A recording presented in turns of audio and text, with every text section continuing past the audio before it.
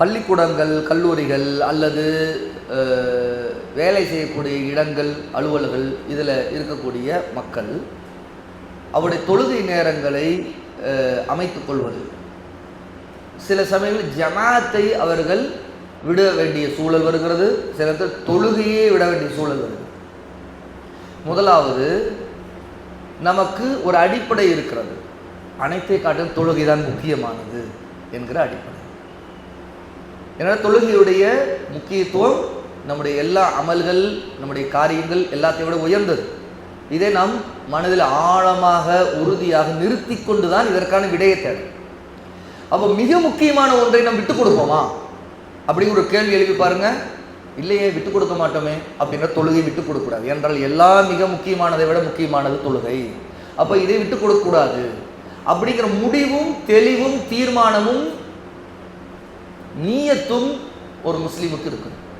அப்போதான் இந்த மாதிரியான சூழ்நிலைகளை எதிர்கொள்ளவே முடியும்.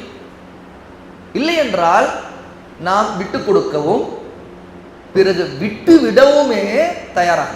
ரெண்டு நிலையும் இருக்குது, விட்டு கொடுக்க விட்டு விட. எப்படி விட்டு கொடுக்க? தொழுகையுடைய நேரத்தை விட்டு கொடுப்பது, விட்டுவிட மொத்தமாகவே தொழுகை விட்டு விடுவது. இந்த ரெண்டுமே மார்க்கத்துக்கு மாறான.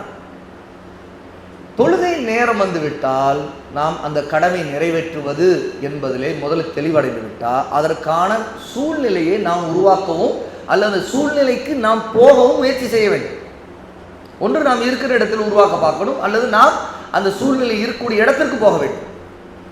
இப்போ பள்ளிக்கூடம், கல்லூரி, மதிய நேர தொழுகை அங்கே ஏற்படுது. அப்போ சூழ்நிலையை அங்கே ஏற்படுத்த வேண்டும், அல்லது சூழ்நிலை உள்ள இடத்திற்கு திரும்ப வேண்டும். பள்ளிக்கூட பிள்ளை என்ன செய்யும்? ஆக மதிய நேர உணவு இடைவேளை, அந்த மாதிரி நேரத்தில் பக்கத்தில் ஒரு ஆண் பிள்ளையாக இருந்தால் மஸ்ஜித் பக்கத்தில் இருந்து அங்கே போய் தொழ முடியுமா பார்க்கணும். இல்லை அதற்கு அனுமதி கிடைக்காத அதோடைய நேர பிரச்சனைகள் இருக்கலாம். அப்போ அந்த நேரத்தில் பள்ளிக்கூடத்திலேயே தொழுது கொள்வதற்கு வசதி இருக்கிறதா, அந்த வசதி ஏற்படுத்தி கொள்ள முடியுமா, அதற்காக பள்ளிக்கூட நிர்வாகத்தில் பேச முடியுமா, அதற்கு உதவி நாட வேண்டும். அப்போ பெற்றோர்களாக இருக்கிறவர்கள் தான் பிள்ளைகளுக்கு உதவ வேண்டும். அந்த பிள்ளை தொழுவதற்கு குறிப்பிட்ட அந்த நேரத்தில் அனுமதி வேண்டும் என்பதை முன்கூட்டியே அந்த தலைமை ஆசிரியர் அல்லது யார் பொறுப்புதாரியோ அவரிடம் பேச வேண்டும், நிர்வாகத்தோடு பேச வேண்டும். இதற்காக பிள்ளைக்காக போய் என்னுடைய பிள்ளை இந்த நேரம் வந்தோடனே தொழுதுருவாங்க, ஆகவே அவங்களுக்கு ஒரு 10 நிமிடம் நீங்கள் தொழுகைக்காக இடம் கொடுங்க, அல்லது நீங்கள் அனுமதி கொடுத்தீங்கன்னா நான் எங்களுடைய அவருடைய வகுப்பறையிலோ அல்லது விளையாடக்கூடிய ஒரு இடத்திலோ எங்கேயோ ஒரு மூலையிலோ அவர் தொழுது கொள்வார் அப்படின்னு சொல்லி நாம் அதற்கு உதவ வேண்டும். இந்த புரிதல் பெற்றோர்கள் பலருக்கு இல்லை, அதை கேட்கும் தயங்குகிற அளவிற்கு தான் அவங்களுடைய ஈமானிய நிலை இருக்குது. அப்படிங்கிறனால என்ன ஆகுது, எத்தனையோ முஸ்லீம் பிள்ளைகளில் பலரும் தொழாத போது தொழக்கூடிய பிள்ளை ஆர்வப்பட்டால் அல்லது அதற்காக அந்த பெற்றோர் அந்த சூழலை ஏற்படுத்தும் விரும்பினா, இங்கே எவ்வளோ முஸ்லீம் குழந்தைங்களாக இருக்கிறாங்க, யாரும் தொழுகிறதில்ல, நீங்கள் மட்டும் உங்கள் குழந்தைக்கு மட்டும் எப்படி பர்மிஷன் தர முடியும்னு அவங்க கேட்பாங்க. இப்படி கேட்பதன் மூலமாக அவங்க மறுக்கிறார்கள் என்றால் சட்ட ரீதியான முயற்சியை, அதாவது எப்படின்னு கேட்டால் இன்னும் சுமூகமான முயற்சியை அவங்கள்ட்ட பேசி அவங்கள சமரசத்துக்கு கொண்டு வர்றதுக்கு முயற்சி எடுக்கணும். இல்லைங்க, அவங்க நீங்கள் தப்பாக எடுத்துக்கொள்ளக்கூடாது, இது எங்களுடைய கடமை. அவங்களுக்கு அந்த கடமையுடைய முக்கியத்துவம் தெரியல, வேறு மற்ற பிள்ளைகள் அவங்களுடைய தாய் தந்தைக்கு தெரியல. ஆனால் நாங்கள் எங்கள் பிள்ளையை இந்த மாதிரி இறை பக்தியோடு ஒரு வணக்கத்தை சரியான நேரத்தில் நிறைவேற்றக்கூடியவராக நாங்கள் வளர்க்க விரும்புகிறோம். நீங்கள் இதற்கு எங்களுக்கு உதவ வேண்டும், இதற்கு ஒத்துழைப்பு தர வேண்டும், அதற்கு எங்கள் பிள்ளைக்கு நீங்கள் ஒரு இடத்தை கூட கொடுங்க, ஏதோ ஒரு அந்த குறிப்பிட்ட நேரத்தில் அவங்க கைமுகம் கழுவி தூய்மை அடைஞ்சு நின்று தொழுதுருவாங்க அப்படின்னு சொல்லணும். உங்களுக்கு அவங்க பிரார்த்தனை செய்வாங்க அப்படின்னு சொல்லணும்.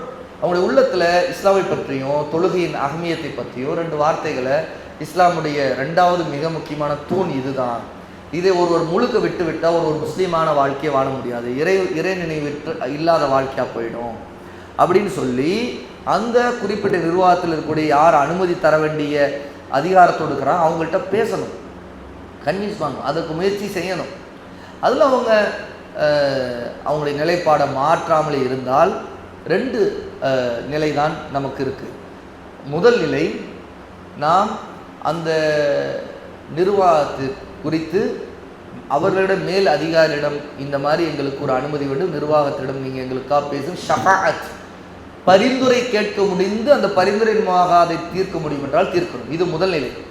இரண்டாவது நிலை, அவர்கள் இதை முழுக்க மறுத்து ஏற்கக்கூடாதவர்களாக இருந்தால், நாம் சக்தி உள்ளவர்களாக இருந்தால் அவர்கள் மீது வழக்கு தொடர வேண்டும். சக்தியற்றவர்களாக இருந்தால் அவர்களை விட்டு விலகிவிட வேண்டும், அந்த பள்ளிக்கூடத்தை விட்டு விலக வேண்டும். இதற்கு மிகச்சிறந்தது முஸ்லீம் உம்மத்தில் தொழுகையுடைய அகமியத்தை அதே மற்ற பிள்ளைகள் மற்ற அவங்களுடைய பேரண்ட்ஸ் இவங்கள்ட்ட எல்லாம் தொழுகையோட முக்கியத்துவத்தை சொல்லி நாம் பிரச்சாரத்தை முன்வைத்தாலே பெற்றோர்கள் பலரும் தொழுகைக்காக பிள்ளைகளுக்காக கேட்குறாங்கன்னா ஒரு கட்டத்தில் என்ன இறை நிராகரிப்பாளர்கள் மறுக்கக்கூடியவர்களும் பணிய ஆரம்பிப்பார்கள். நாம் அல்லாஹ்வின் பக்கம் உறுதியாக இருந்தால் அல்லாஹ் தஆலா அவர்களை பணிய வைப்பான். அவர்கள் பணியாத போது அவர்களை புறக்கணித்தால் அல்லாஹ் நமக்கு கண்ணியத்தை கொடுப்பான். பிள்ளைகளுடைய கல்வியை அல்லாஹ் தஆலா அவங்களை காப்பாற்று. ஏன்னா தொழுகை விட சிறந்த எதுவுமே இல்லை. அல்லாஹ் தன்னுடைய அடியார்களை பாதுகாக்கக்கூடியவனாக இருப்பான். அவர் தொழுகை முழுக்க மறுக்கக்கூடிய விடக்கூடிய நிலையில்தான் பிள்ளைகள் அங்கே வளர்வார்கள் என்றால் அந்த மாதிரி இடத்துல படிக்க வைக்கவோ அந்த சூழலில் பிள்ளைகள் வளர்க்கவோ கூடாது. ஒரு முஸ்லீமுக்கு அது ஜாயிஸ். அது உண்மையிலே நமக்கு நாமே குழி தோண்டக்கூடிய நிலை. அது இதை புரிந்து கொள்ளும். இப்போ இரண்டாவது ஒரு முக்கியமான விஷயம், சரி இந்த மாதிரி கட்டாயத்தில் நேரத்தில் தொழுகை 2 நேர தொழுகையை சேர்த்து தொழுது கொள்ளலாமா அப்படிங்கிற நிலை வருது இல்லையா கேள்வி. எப்போதாவது விதிவிலக்கா சில சமயங்களில் 2 நேர தொழுகையை தொழுது கொண்டால் அது மார்க்கத்தில் குற்றமாகாது. ரசூல் ஸல்லல்லாஹு அலைஹி வஸல்லம் உள்ளூரில் இருக்கும்போதே அவர்கள் 2 நேர தொழுகை சேர்த்து தொழுதுருக்கிறாங்க. அது விதிவிலக்காக எப்போதாவது செய்தால், ஒருத்தர் சூழல் உடல்நிலை இந்த மாதிரி சில காரணங்களுக்காக உள்ளூரில் இருக்கக்கூடிய ஒருத்தர் அப்படி தொழுது கொள்ளலாம். ஆனால் ஒரு வருடம் முழுக்க இருக்கிற நிலையாக மாறக்கூடாது. வருடம் முழுக்க இருக்கிற நிலை அப்படித்தான் அப்படின்னு ஆகக்கூடாது.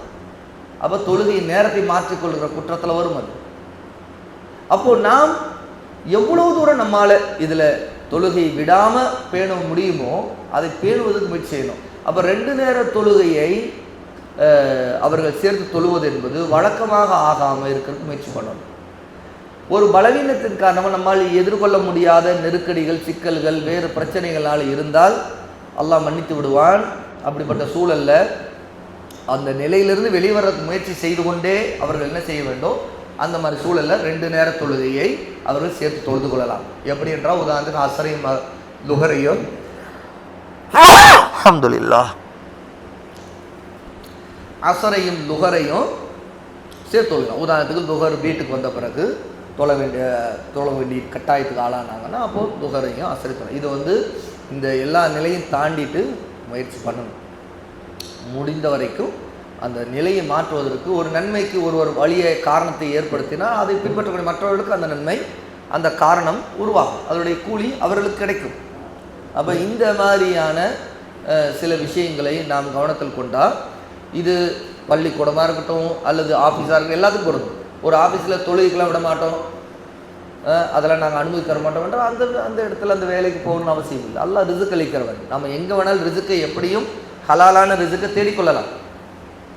நம்முடைய தீனையும் நம்முடைய ஈமானையும் இஸ்லாமையும் முழுக்க விட்டு கொடுத்துட்டு எப்படி இப்போது அரசியல்ங்கிற பெயரில் மக்கள் தீனையும் இஸ்லாமையும் தௌஹீதையும் விட்டு ஒழிச்சிட்டு ஒரு அரசியல் களத்தில் இறங்கக்கூடியவர்கள் முஸ்லீம் அல்லாஹ்வுடைய குஃப்ரிலும் ஷிர்கிலும் அதை ஆதரிக்கக்கூடிய அல்லது அதை சாதாரணமாக நினைக்கக்கூடிய அவருடைய கலந்து அந்த நிறத்துக்கும் அந்த தோற்றத்துக்கும் அந்த சடங்குகளுக்கும் கூட தங்களை ஆக்கி கொண்டு ஒரு நிலையை ஒரு இழிவான நிலையிலே போய் விழுகிறார்களோ அந்த மாதிரி நாம் நம்மை ஆக்கி கொள்ளக்கூடாது.